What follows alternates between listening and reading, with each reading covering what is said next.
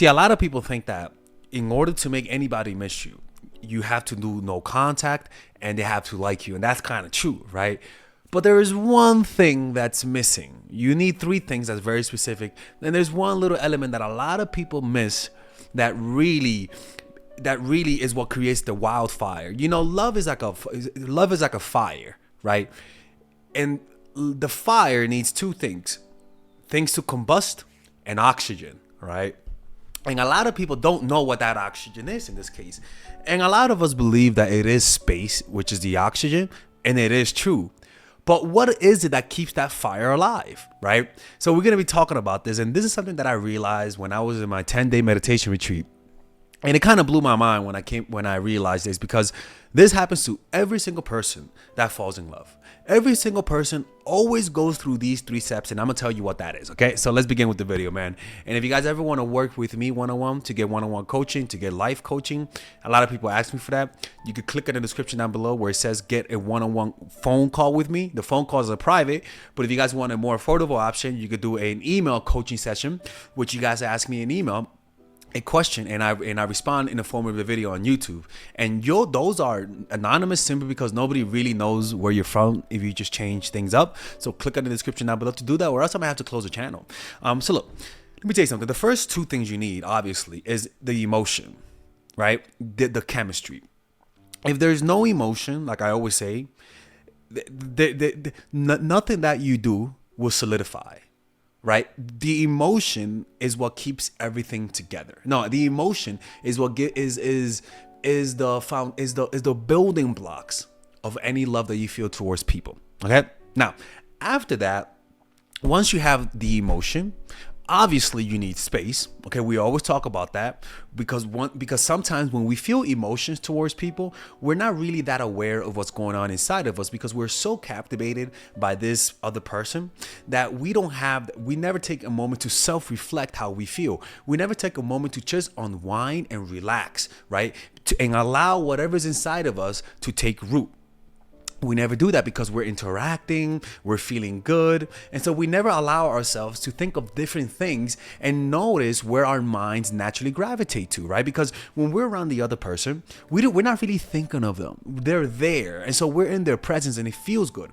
But we don't realize the love that we have for the person in that moment. It's only when we have the option to think of multiple and an infinite amount of things that we notice our minds just for some reason gravitating like a magnetic field gravitating towards the thought of this person, and then we say, oh my God, I think I like this person. But the crucial element that really solidifies things, and that nobody talks about on YouTube, it's just one thing: a narrative. You need a narrative. Put it this way: love is like a seed that takes root, and that taking of root takes time. Once the seed takes root, this is the most vulnerable moment in a plant. It needs it because that's how it accesses water and nutrients, right? So the most vulnerable period of any plant or tree is a moment when it's taking root, and that's when most plants or trees die, right? And that taking of root is in the first month of most relationships. And so this moment, this vulnerable, this makes them vulnerable. And once this happens, once the root takes root on the ground, the plant becomes more independent, able to access resources from the soil and thrive on its own, right? So this is the same thing with space. Once the space is created, a crucial thing is needed: a narrative, right? So just like a plant, it needs time to take root. And in this case, the emotions, you need to spend a lot of time with the person, not a lot of time, but you need to spend enough time with this person so that the idea of you takes root in their minds, so that you become a normal part of their lives. You're not something new no more. You need to become a normal part of their lives. Like for example, you know, when you have a broken screen, at first it's uncomfortable, but the more you use your phone with a broken screen, the more normal it becomes, to the point that other people you don't notice you have a broken screen, but other people do, right? That's what I'm talking about. The habitualization. And in addiction, you call this the addiction process. The habitualizing, or gaining tolerance for that substance, right? When you gain tolerance for that substance, that's when your body becomes dependent, right? And so in this case, the plant becomes dependent on the ground, and so it could thrive on its own. But the problem that we have with that is that people either pull away too soon, or the emotions are not intense enough, right? And you know that, where if you do this process, and you could know that the emotions aren't intense enough by the way they react to you, by the way they react to you pulling away, right? But most importantly, how they react to the narrative. Let's talk about the narrative. This is very powerful. Humans always are trying to rationalize their decision making, right? Humans are very superstitious creatures. If you notice, baseball players, they believe that if they tap their legs 3 times, and they'll hit a home run. Or if basketball players, before they hit free throws, they have their own routine. They go like that, shoot, or even some go like that, shoot. Humans are superstitious, and humans believe in narratives a lot. And if you notice, people who are in love, they all have a narrative, right? They all have almost like this is wrong. They all have a superstition about their relationship. What does that mean? When I'm in love with someone, you'll notice that you'll start looking for little things that connects you guys. Oh my God, we met on the full moon. Or, oh my God, we look alike, we're meant to be together. Or, oh my God, we're part of the same religion. Or, oh, we love to meditate. You look for any compatibility, anything that on paper is good, and you exaggerate that quality. And there are some narratives that are stronger than others. For example, spirituality and religion, and trying to assert that there's a higher purpose to this relationship is the most powerful kind, right? Where you say, oh, this we met, or we are soulmates, right? Or we are twin flames, right? Or you are my shadow side, or we knew each other in our past lives. When somebody doesn't love you and you tell that shit to them, they'll be like, what the fuck are you talking about, dude? No, we did not meet on our past lives. We're not like that. When somebody loves you, they'll look for anything. Oh my God, your birthday is the same as mine, but if you add 2 + 2 = 4, that equals the amount of sisters that I have, but also that's the same month that I was born in. People, when they're in love, they make those types of connections. For example, maybe you're dating someone and you guys both have the same birthday, right? People who are in love will find that fascinating and will see a higher purpose to you being together. People who are not in love will not even think about the fact that you guys may have the same birthday.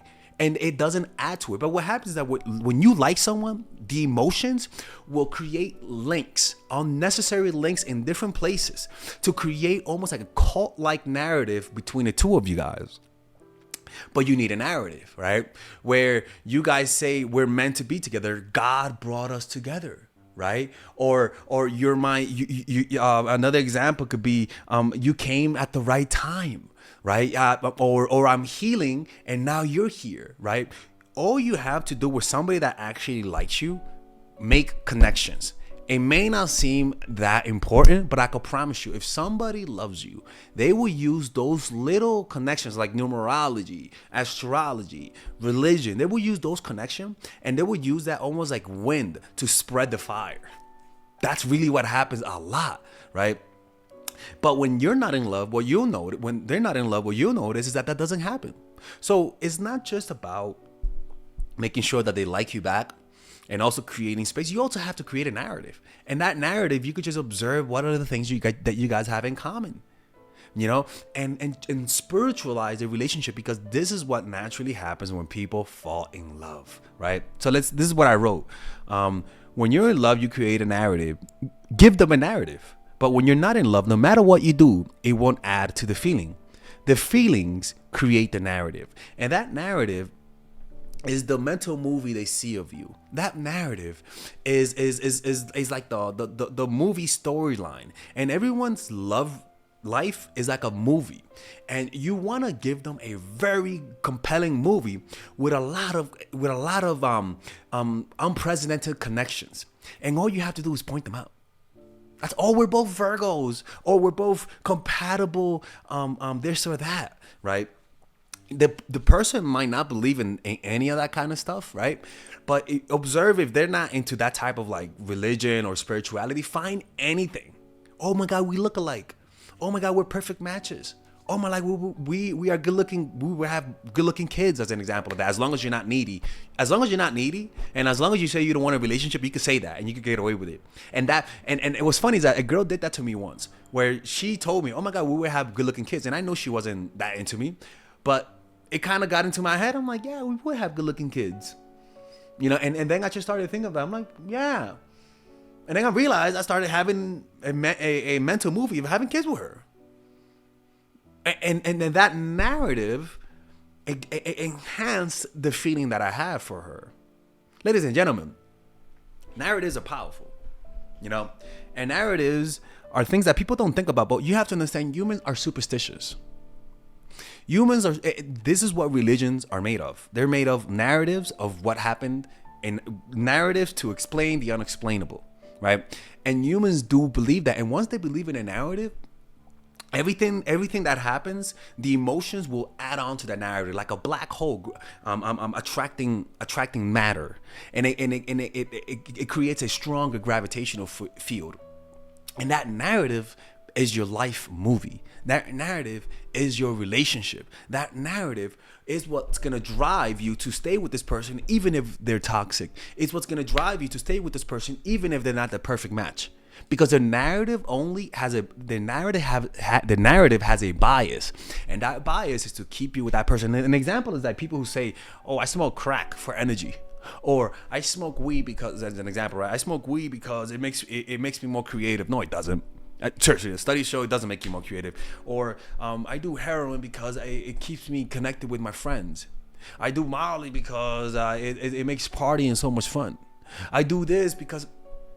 Every drug addict will have a narrative, or better yet, will have a rationalization as to their behavior. Now, you have to understand is that this happens because our brains are wired to seek patterns and meanings, right?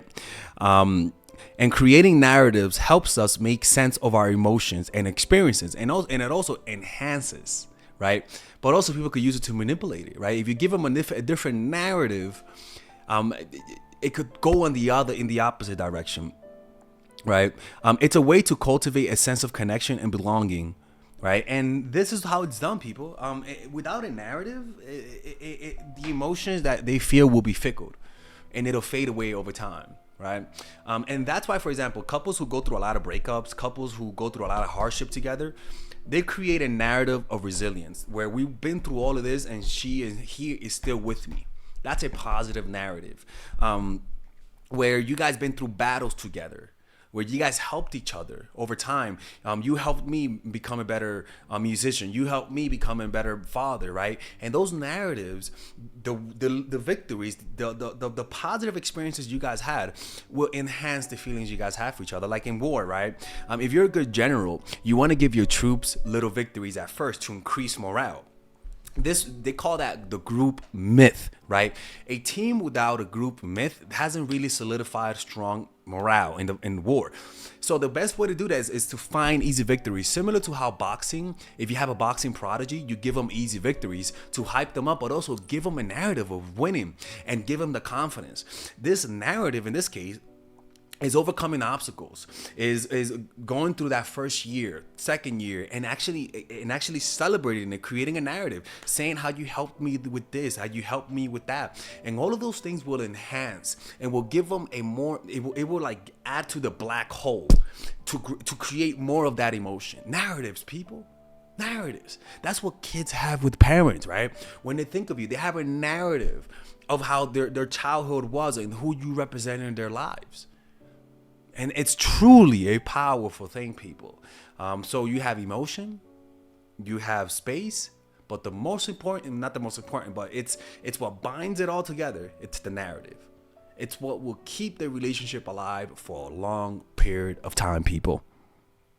All right. Anyways, hopefully you guys enjoyed this video, and it's one of those epiphanies that I have from time to time that I find really fascinating, and I think you guys will really like. If you guys want to work with me one-on-one, go to mindfulattraction.org, and I'll see you guys next time.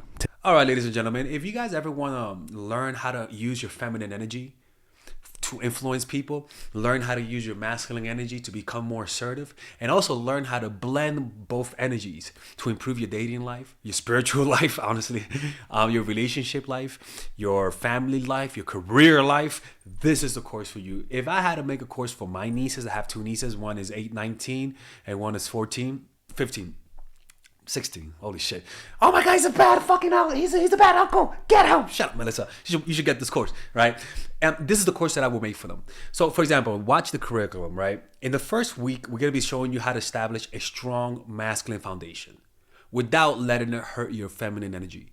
This masculine foundation is a source of who you are, right? It's your bodyguard. Without this, whatever feminine energy you create will be destroyed by the outside, because your masculine is your shield. So we'll talk about goal setting. We'll talk about how to develop a serious attitude. We're gonna be talking about how to use more logic, how to use more goal-oriented behavior. It's more how to be a man. Now the next one is how to embrace the feminine energy, right? This one would teach you about how to minimize excessive masculine traits, developing self-awareness, healing abundant feminine energy, regulating your emotion, mastering voice qualities and facial expressions, surrendering control, and allowing pain to be felt. This is honestly, this will supercharge, like Kaioken, your masculine energy. After that, we have femininity in the workplace, and how to be feminine in the workplace without letting people take advantage of you, and the nuances of how women on power should behave versus women who are subordinates in the workplace, and even the dress code. This is based on psychology, people. It's kind of insane. I'm actually excited about this one. The next week, we talk about navigating the labyrinth of male and female friendship, and this a lot of women find confusing, so we talk about that. And how to identify envious friends, how to identify the good friends, how to keep male friends, and how to keep female friends. Week 5, we talk about how to release the burden of the past and stop and destroy mental projections. This is actually really powerful. And then week 6, we talk about how to increase your observational power so that you can read people better. And we have a bunch of bonuses. The course starts at $99, and you guys can pre-order the course today at $69 before it goes out. If you're watching this, most likely I'm in the meditation retreat, so I will be praying for all of you guys. And just click on the description down below of the video. Right there, you'll see it, and you could pre-order that course. It's gonna be out by the end of next month or the beginning of February of March. One of the two, people, because I have a 10-day retreat to do, and I want to finish the course after the retreat, because I think the ideas are gonna be so much better. All right, man. I'll see you guys later. Pre-order, man. Oh, I'm closing the channel.